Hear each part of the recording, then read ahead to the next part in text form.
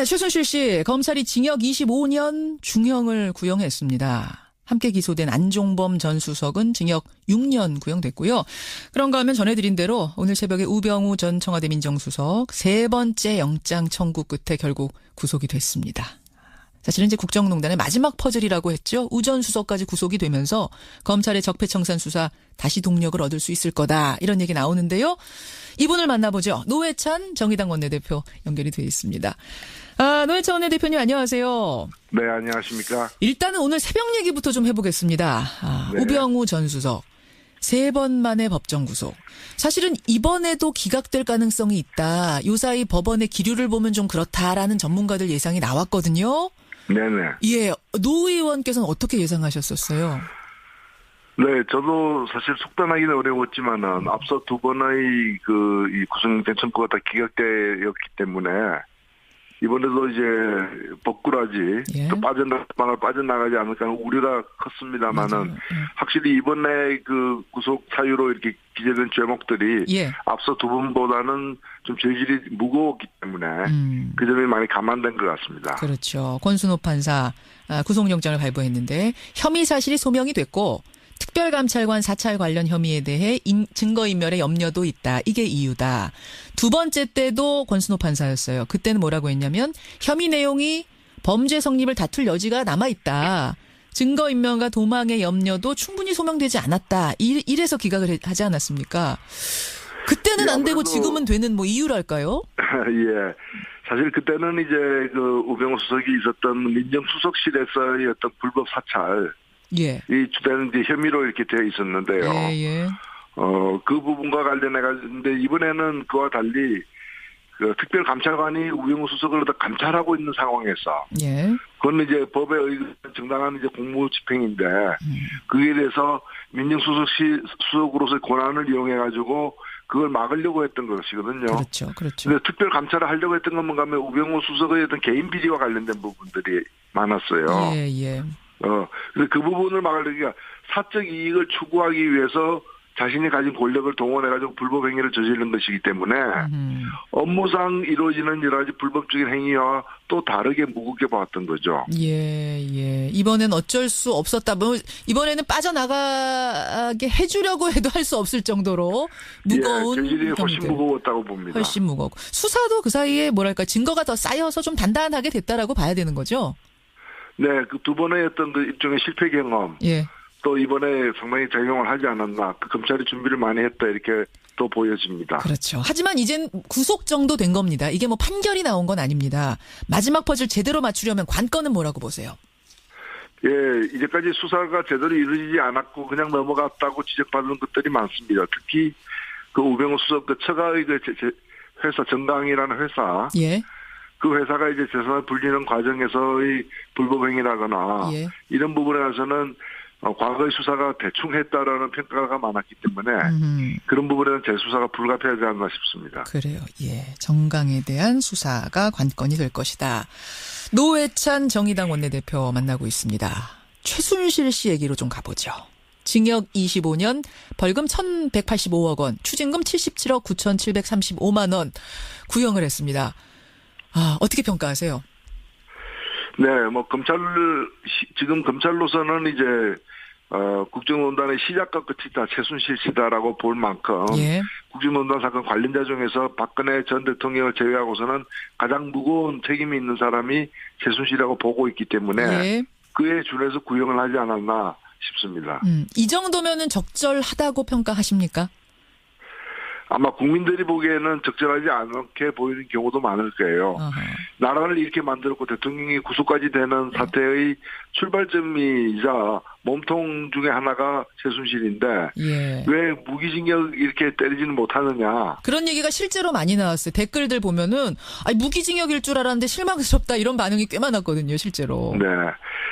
예, 충분히 이해하고요. 그리고 또 이제 이런 뇌물 액수 50억이 넘는 뇌물 액수라거나 여러 가지 이 직권남용 등을 동원한 그 강요한 것 등을 볼 때 예. 법정형으로는 그 무기징역이 불가능한 건 아닙니다. 불가능한 건 아니죠. 그렇죠. 그러나 그간의 법원의 어떤 양형 기준이라거나 예. 이제까지 했던 판결의 어떤 그 관례라거나 이런 걸 볼 때 예. 아마 그런 까지 감안해서 했던 것 같고요.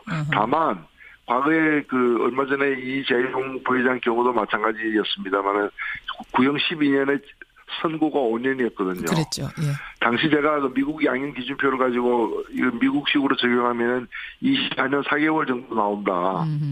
이렇게 얘기한 바가 있는데 이번 이 건도 화이트 칼라 범죄, 뇌물죄라거나 그런 범죄와 관련해 가지고 우리나라가 이제까지 다른 나라에 비해서 좀 관대하게 처분해온 그런 어떤 이 관행도 25년 구형한 배경에 들어가 있다 저는 생각합니다. 우리의 화이트 컬러 범죄에 대해서 더 엄격해야 될 것 같은데 오히려 좀 더 느슨하게 했던 이런 관행 같은 것이 들어가 있는 게 아니야. 그러면 지금 이게 구형이면 보통은 선고에서는 더 낮아지잖아요. 장시호 같은 경우는 좀 이례적이었습니다만. 그래서 이번에도 결국 그럼 또 깎여 나오지 않겠는가 이런 얘기들 나오는데 어떻게 예상하세요? 예, 당연히 깎이게 될 것입니다. 그러나 일반적으로 구형 25년이라도 뭐 한 15년이나 이렇게 10년 이렇게 나올 수도 있거든요, 선고가. 그렇죠, 그렇죠. 그런데 그렇게까지 많이 낮아지지는 않을 것 같고, 선고에 있어서도 꽤, 다른 범죄에 비해서는 무겁게 선고가 내려질 가능성이 크다고 봅니다. 큰 차이는 없을 것이다, 이번에. 왜 그렇게 보세요? 최순실에 대해서는? 이제 사안의 어떤 중요성과 또 이 사안에서 최순실 씨가 이 맡은 역할, 예. 그 범행의 정도나 죄질 이런 걸 볼 때, 예, 예. 일단은 법원에서도 무겁게 이 문제를 대할 것이다 이렇게 예상이 됩니다. 그런데 정작 최순실 씨 측에서는 징역 25년 구형? 이거 뭐 옥사라는 얘기냐 하면서 괴성을 지르면서 강하게 반발했다 그러죠. 이거 어떻게 들으셨습니까? 예, 사실 그동안 본인 입으로 뭐 차라리 사형시키라고 얘기를 했었고. 맞아요. 예. 예, 그리고 법정에 이제 제대로 이렇게 반성하는 태도로 임하지 않았던 점을 비춰본다면은. 예, 예. 형이 무겁다고 이렇게 일종의 바라듯이 표현하는 것은 좀 우리 국민들이 용납하기 힘든데요. 발악하듯이, 예. 네. 그러나 제가 볼 때 이것은 누굴 탓할 문제가 아닙니다. 자업자득이란 말이 이처럼 그렇죠. 적확하게 들어맞는 예도 없을 거예요. 예, 예. 본인이 지은 죄로 본인이 벌을 받고 있는 거죠. 그러게 말입니다. 옥사란 얘기냐 하면서 뭐 소리를 질렀다 이런 얘기들이 지금 들리는데 그래요. 보는 국민들 생각은 전혀 안 하는 것 같아요. 국민들은 더 소리 지르고 싶다는 이거. 그렇습니다. 벌금과 추징금에 대해서도 뭐라고 얘기를 했냐면 사회주의 국가의 재산 몰수하는 것보다 더한 일이 벌어졌다. 나는 개인 이득을 취한 일이 없다. 이렇게 최후 진술을 했답니다. 사회주의 국가에서는 사형당했을 거예요. 예. 재산 몰수 정도가 아니고 예. 북한이었으면. 예, 그리고 그 정도 이 벌금형과 그다음에 그에 병과해 가지고 이제 77억 원은 직접 불법적으로 수수한 현금이기 때문에 예. 바로 그대로 추징을 하는 거고 벌금형은 형벌의 한 가지죠. 그래서 이 정도의 그 벌금형은 그렇게 무거운 것도 아니다. 이제 뇌물 액수라거나 여러 가지 죄질 등을 볼 때. 그렇게 생각됩니다. 그러니까요. 정말 뭐 국민들 생각 전혀 안 하는 것 같아요. 이거는 사회주의 국가보다 더하다 이런 말을 어떻게 이 상황에서 할 수 있는지. 예. 자, 이 상황을 지금 누구보다도 관심 있게 지켜보고 있을 사람 박근혜 전 대통령. 사실 박근혜 전 대통령은 지금 일종의 필리버스터 전법을 쓰고 있습니다. 그래서 계속해서 재판이 늘어지고 있는 상황인데 어떻게 바라볼까요? 저는 이미 박근혜 전 대통령이 이런 걸 예견하고 있지 않았나 이렇게 보여집니다. 왜 그렇게 이미 그 재판받는 과정과 여러 가지를 상황을 종합해 볼 때 또 미리 이제 재판이 이제 진행되었던 공범들의 구형이라거나 여러 가지 또 일부 선고량 이런 것까지 지켜볼 때 도저히 이제 이 사법 심판에서 뭐 가볍게 풀려나거나 저는 관대하게 처분받을 가능성이 거의 없다는 걸 알고서 알죠. 재판 자체를 거부하고 인정하지 않는 태도를 이미 결단을 했기 때문에 했기 때문에 막상 또 이게 현실화되기 때문에 다소 충격은 있겠지만은 박 전 대통령으로서는 예견된 예상한 상황일 것이다 이렇게 보여집니다. 예상한 상황. 아마 담담히 25년형 받아들였을 것이다. 그럴 줄 알았다라고 하면서 아마 받아들였을 것이다. 반응을 그렇게 예상하세요. 1월 26일에 최순실 씨 1심 선고가 내려집니다. 이제 확정이 됐습니다. 이날 박근혜 전 대통령도 같이 나올 수 있다 뭐 이런 얘기가 들리더라고요. 혹시 들으셨습니까? 정보? 거부하겠죠. 아마도. 구인 자체를 거부하겠죠. 법정에 나오는 것 맞습니까? 아니 1월 26일에 이제 최순실 씨 1심 선고가 내려질 때 박근혜 네네. 전 대통령에 대해서도 같이 이루어질 수 있다 뭐 이런 얘기가 들리더라고요. 예, 그건데 그 부분은 지금 현재 그 재판이 그 정상적으로 진행되고 있는 것이 아니기 때문에 예.